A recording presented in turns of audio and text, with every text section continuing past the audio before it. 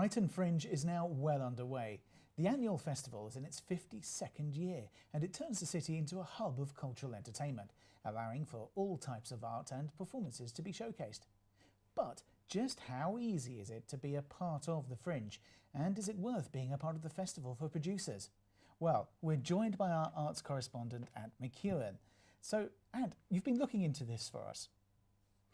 Yes, basically, in theory, it's relatively easy to be a part of Brighton Fringe for producers because they have this open application process. Now, what that means is that there's no selection criteria. Any performer and producer can put on their shows as part of the Fringe, whereas other festivals have particular specific criteria for art, music, comedy and theatre.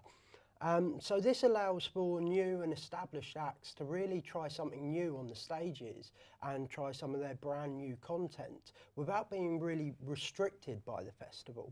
And it allows for audiences as well from the local area and from further afield and tourists to really take in a diverse array of entertainment, and that you can catch so many shows on any given day. So it's great for these producers to really get their stuff shown, but it's not as straightforward as it seems. Although it's got this allowance of a freedom of creativity, for the producers it comes at quite a cost. So how much would it cost for a producer to take part? Well, that can vary. It depends really on the approach that you take. Now, I spoke with one director of a local theatre group and he told me how much it would cost them to put on 2 shows during the run of the Fringe. Now, this next clip, this will give you an idea of the overall cost of each individual show. The first show, The Death of Ivan Illich, is probably going to come in at £2.5 grand, including a piece of remuneration for the actors. And then further education, our second show is probably slightly cheaper than that, which is slightly less profit and set heavy. I've not quite worked out how much that's going to cost yet, but I think that's going to be about £1,800. But costs, they can tend to vary, and it really is dependent on the type of show and which venue the shows are being performed at. So I decided I would speak to some more people, and I spoke to a young poet. He's putting on a solo show and he gave me some insight into the breakdown of some of these costs. There's a number of costs associated with the Fringe generally, so there's a registration fee, there are brochure fees, there are a few admin fees dotted around, then there's the advertising budget on top of that as well. So all told, I'm looking at spending about £750 this year to be at the Fringe for 6 days. Now, if you couple those costs with any additional cost of, say, promotion, or let's say that you have actors and performers that have to come from further afield, then you've got your accommodation costs on top of that. It's going to become quite a costly measure to put on your shows at the Fringe. Absolutely. So, Well, that seems like it could be quite expensive for the artist. Is there any way that producers can reduce their overall running costs? Sure, definitely.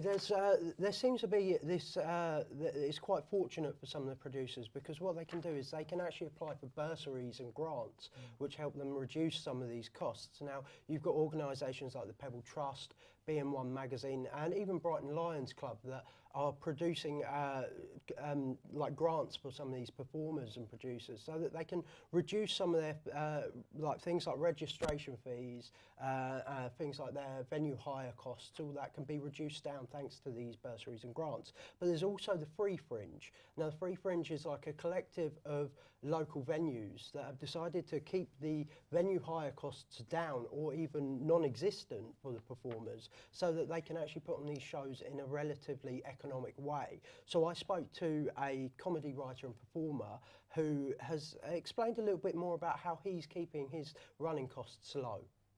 Breaking it down, you're paying for the room, so you're paying, I mean, it's £50 a day for the room, for the show, and then you're paying the cost to go into the brochure.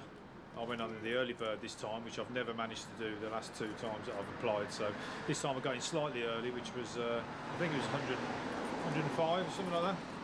So that makes them doing 3 shows. So 3 shows plus the 105 that's 250.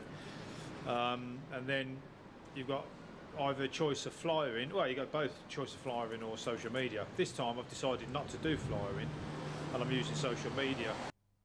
But Ant, I mean, what with all these costs and all the hassle of all these cost-cutting measures, is it really worthwhile for the artists or producers to be involved in the Fringe? Well, it certainly seems to be an attractive measure to be part of the festival for producers, because it's really encouraging to feature their work as part of Brighton Fringe. But when I posed that same question to my interviewees, they all gave rather different responses. Take a look.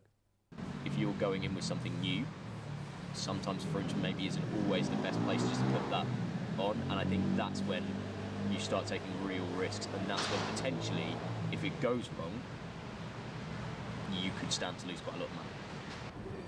There is an offset there, isn't there? Because the more you spend, the more likely people are to see your show or know the show that's about, and then the more likely you are to sort of get an audience. But they're saying that, you know, I've seen people who flyered and failed to get an audience. So it depends on the day, the show, where it is. You know, if you're down the Warren, you're likely to get a walk-in audience almost without probably doing any flying.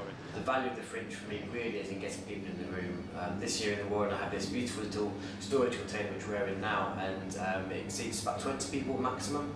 And when you have 5 people or 20 people, you get a room full of people listening to your stuff, your spiel, your passions, your fears, and that's really what the value of the Fringe is all about.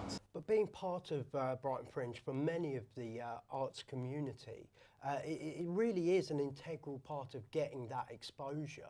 But the big question really has to be, is it all worth costing yourself an arm to essentially break a leg?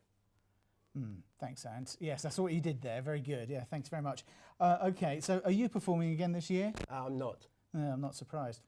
Thank you. Thanks very much, Ant. Thank you.